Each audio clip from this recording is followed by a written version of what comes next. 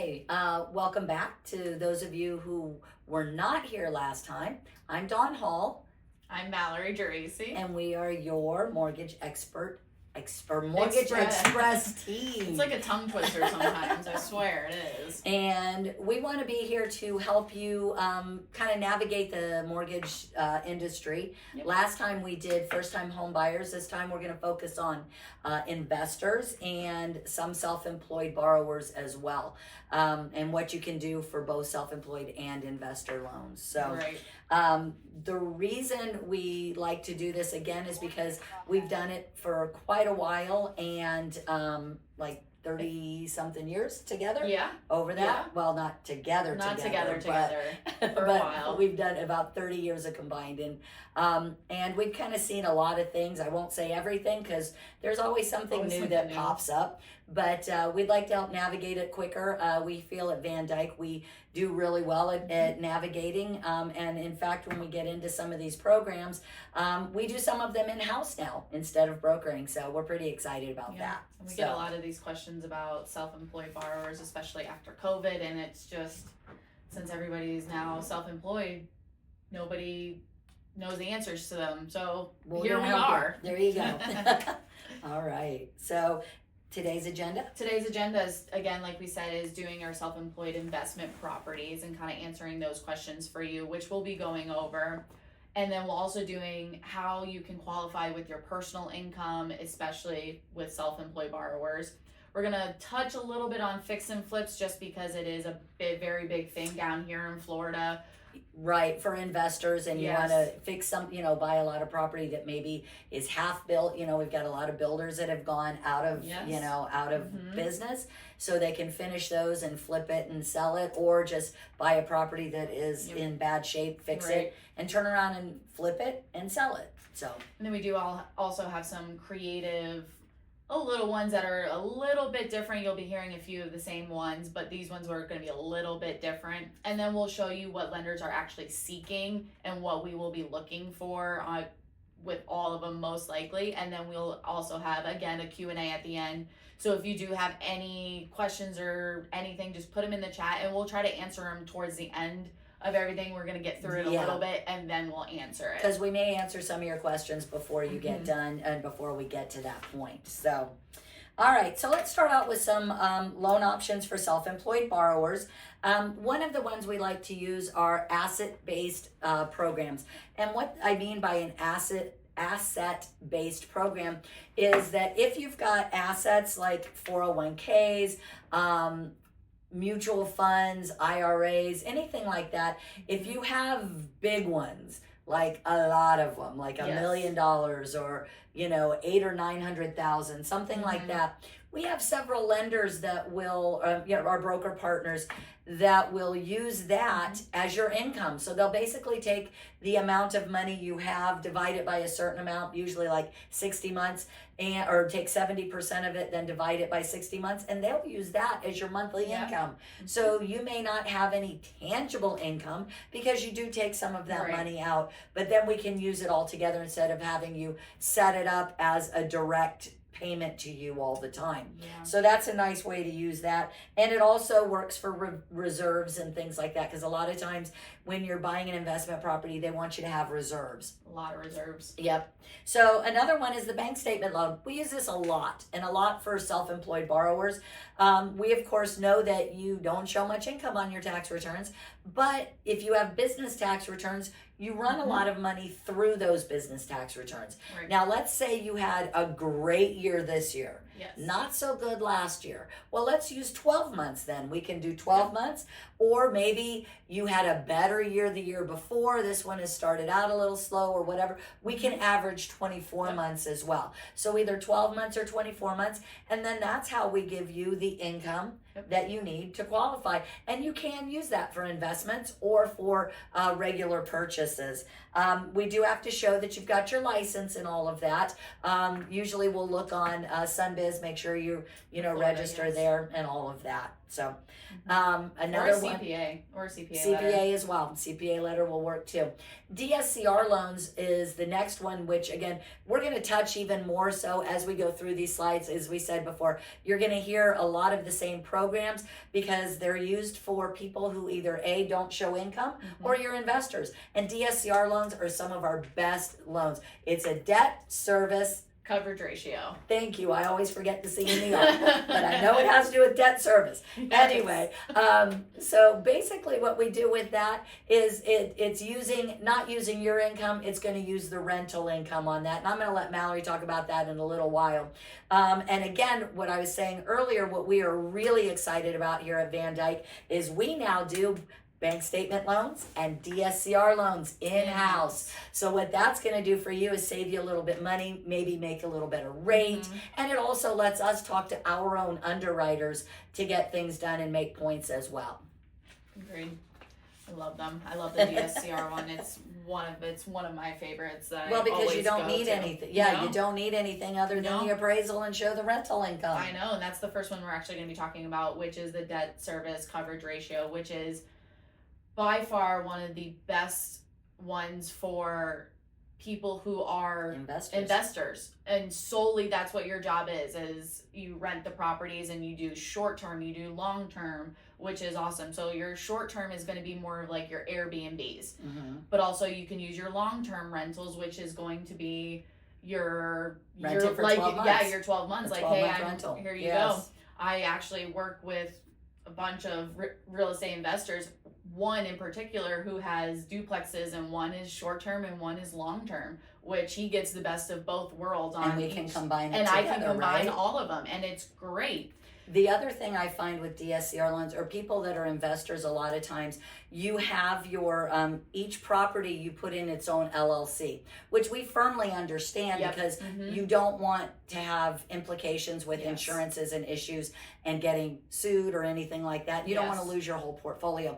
And a lot of that is considered layered and everything. But with a DSCR, if we do it in your name and we don't need to worry about all of your LLCs and all of that. So it takes away that whole bit. Right. So. And when you think of DSCR, what they're looking to do is they do the gross monthly rental that you're going to do divided by your monthly, basically your mortgage payment. So you have your everything. So it's going to be your principal, interest, taxes, insurance, and homeowners association fees. If you have them. I put those in quotations because you may not have them all the time, but we add that in there just in case. What they look for in a lot of vendors it has to be greater than 1. So it has to at least be 1 to and 1. There are a very few that will do a little bit lower, but those do come with a cost on your rate. Sometimes, not all the time. And our in-house will sometimes take a look at those. Yes.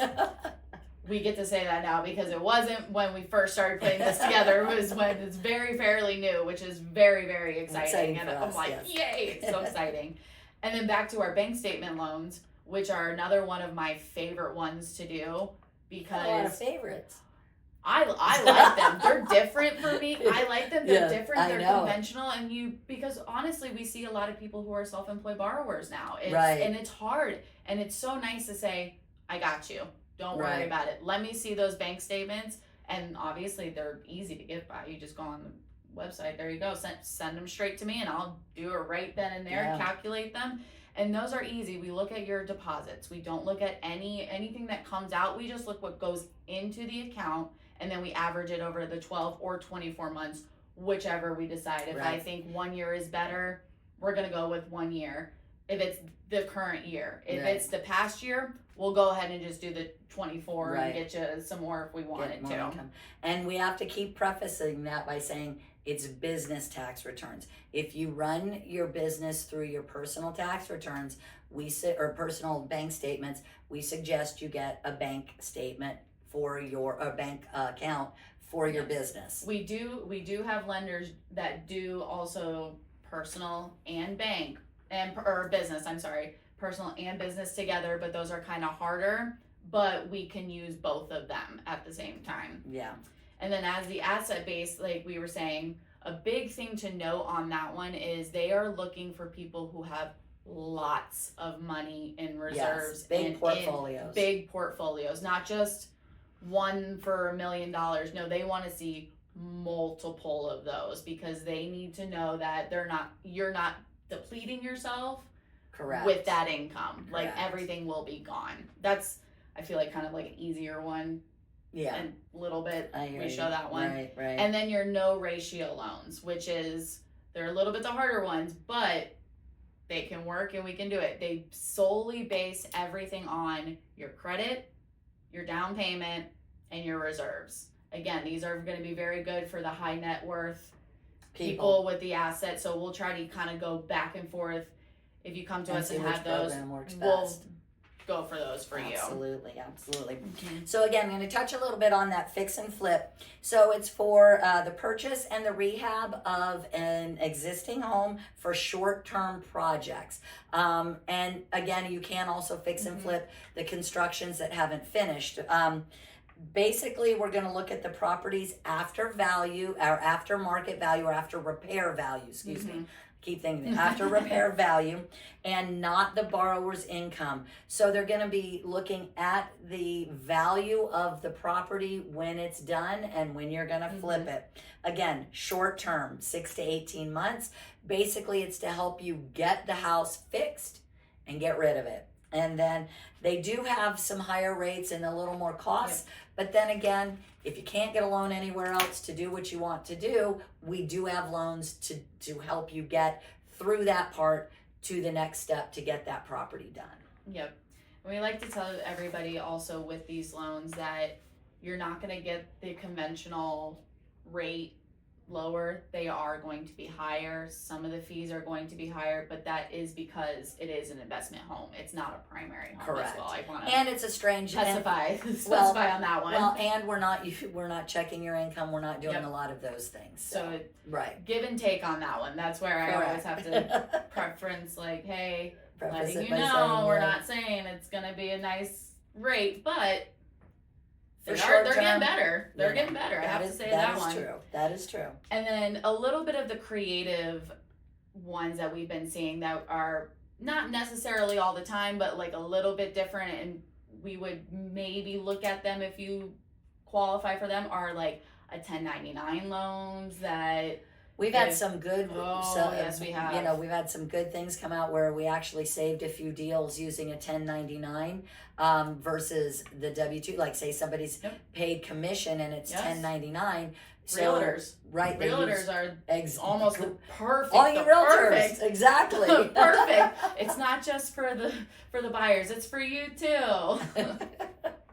It's a great one because it is hard. It's hard when you're a realtor because yes, you are making the commission solely based and everything is for you. So that's a perfect 1099, one. Correct. Another one that I've been seeing actually is the P&L only loans, which is very new to me. I was like, whoa, that's very interesting. But they do require more money down. A little bit more money. But again, it's another outlet that we can use to help you get qualified for loan, you know. I feel like those are, the P&L ones are a little bit more for the people who are almost at a year of owning their business, and we can look at it that way. And they have just not yet filed their taxes.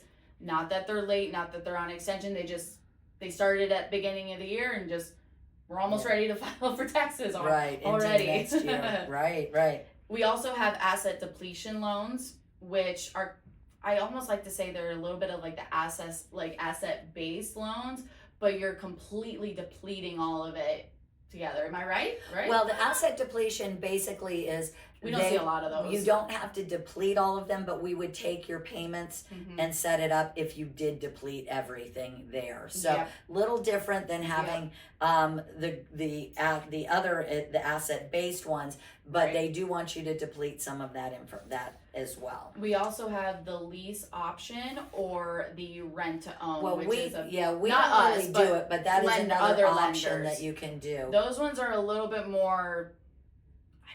It's usually somebody who's already got it owned, and they'll do a lease option for you to do that, and then we would come in after the fact and do a loan a little bit later down the road on that.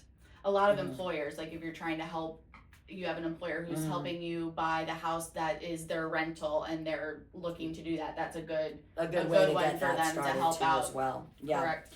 So basically, what lenders are looking for in is basic. Again, this is kind of, I'm going to gear it towards investors, but you can also take a look at, it's kind of abroad. This is what we look at and what the underwriters are going to be looking at. In your credit scores, generally they want to see you at a minimum of 620.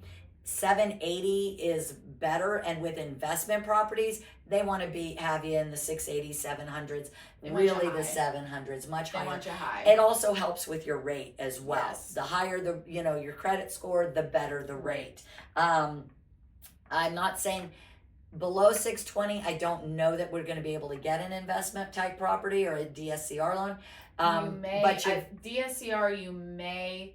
The only thing with your credit is it's most likely going to hit your rate. Yeah, because they'll do it because what they're basing everything off of is your monthly rental of what you're going to get. But with that lower credit score, you're going to get hit with the rate. And with the 620, it's generally on a regular conventional, because again, we can do regular conventional Fannie Mae Freddie loans on an investor. So, but we're going to verify everything. Yes. Maybe even how many kids you have. But we're going to verify all of that. And your blood type. Down payments are typically anywhere from 15 to 20%. Again, 15, you're going to think of conventional, regular Fannie Freddie. 25% is a better look for some of the DSCRs and all of that. Again, it's going to affect your rate. So if you have more money to put down and we can click it just a little bit more with a little more money down, you're going to get a little bit better rate. They're going to look at your debt to income ratio on a regular conventional loan. Again, DSCR, we don't, because we're making sure that it's the one-to-one with the rental property. They're going to use a debt to income type ratio based on the money that you're making it running through your bank statements on a bank statement loan. So that's one of the other things that they're looking at. The big thing with investors is we're looking at cash flow. They want to make sure that that property is going to bring you, the cash flow they need. So again, going back to a DSCR loan, if it's less than 1-to-1 and they do take it, you're going to get hit with a rate. So just keep that in mind. If you're looking at something that you might rent later, or you might be renting soon, you're not going to do an Airbnb somewhere in downtown Fort Myers, more than likely, if it's not in a good area, but you might have that as a rental that's a 12-month rental. So you need to look at things like that. The other thing is reserves. A lot of times they want you to have reserves. They want to make sure that you've got money behind you in case it's not rented, or in case we get hit by a hurricane and they can't pay their rent and you've got to fix it. So they want to make sure that you've got reserves. And I could tell you that it could be 2 to 3 months. A lot of times it depends on the underwriter comes back and tells you, I want 6 months of reserves. I was going to say, I most of the time I've only seen 6. It's nothing unless you're putting a nice big chunk of money down as a down payment, but most of the time it's about 6 months. It's about 6 months. So always be prepared and have that ready for reserve. But you can have it in one account and leave it there to show, and who knows? Or with some lenders, you can have them in multiple different accounts, just making sure as you have the total of it. Some of the other things they look at are the properties. Of course, you're going to be looking at a single family home, 2 to 4 units. Anything over 4 units at 5 or above is considered a commercial type of a loan. I'm not saying we can't do those loans, but it's very, very structured and cut back. And we don't do a commercial type loan. So a commercial building, even if you're going to get rental, we're not doing that. That is not a residential loan. That's a commercial loan. We're looking at condos. You can do condos. I don't know that we can do manufactured homes. I'd have to take a look at that. They're starting to open things up a little bit with manufactured homes, but basically stay with your duplexes, single families, condos, that kind of thing. And last, they're going to be kind of looking at your experience as a landlord. A lot of times they want to Yes. make sure that you have been a landlord in the past, you've had rental experience, but not all the time. But then again, you might get hit with rate. So I think that's kind of touched on about everything. I think we went kind of quick, but hope we answered a lot of questions. But if you've got any questions, let's open it up to some questions. Ashley, you got anybody on it for us? We have a few in the chat here. Let me see. Okay. That's in front of me. Katie wants to know, how many investment loans or properties can you have? Oh, multiple if you qualify for them. A lot of real estate investors do these types of loans, and based off of their DSCRs, I've seen many, and then they liked a lot of people who do the DSCR loans, especially the lenders, really like when you're experienced and have multiple, because they know like it's all right, you're getting this in, let's okay. And if you've got if you're going conventionally, it's a little more structured. They don't want you to have more than, I guess, 4 to 7 financed properties, something to that effect. So basically, if you're going to be an investor, let's do DSCRs and all. They're much easier. Okay. We have one from Brett that he is asking, how long do I have to be self-employed for before I can qualify for one of these loans? Generally, it's 2 years, 24 months, but we do have some that would take 1 year, but you're going to get hit with some rates, and they're going to want you to put more money down and all of that. So I would typically say 2 years is the best spot. I mean, like we talked earlier, we had the new P&L option that we can always look into it. We can look at it. It's again the 12 to 24 months. So that's what. Right. Ashley wants to know, can I use Another Ashley? There's always more than one. Can I use only rental income to qualify? That is your DSCR loan. That is the one. They don't look at anything else other than your credit score and your down payment, but anything income verification, they only look at what that property is going to be rented for and how much you're going to be making. And that's usually why we like to send you that way. Conventional, you can be a landlord and we would do that, but we're going to verify with all your tax returns and all of that. So generally, if you come to us and you're going to buy a rental property and you already have other rental properties, we're going to tell you to make life a whole lot easier, we're going to get you in a DSCR loan. The rates are not going to be too crazy different from a regular conventional investment. So. Because if you think about it, if you're looking into that, your DSCR, that's all you're worried about, is you're worried about how much money am I making from this property. Right. That's where I think of it as like a real estate investor mind frame that I don't want to do. But and it looks like we have one more. Okay. Kyle, do you have any options if I don't have 20% down? Yes, we do. We can take a look at the different ones. Generally, you're going to need about at least 15, maybe 10 on some if we can take a look.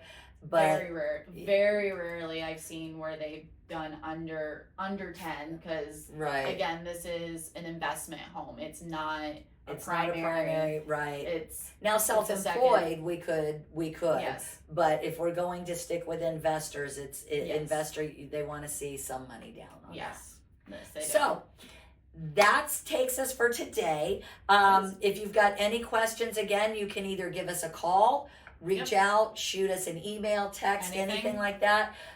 We'll be posting this. You can put chats down in the bottom. Give us a call. Again, Van Dyke, we are great with all of that stuff. We love all those kind of programs. So give us a call and then take a look for next month.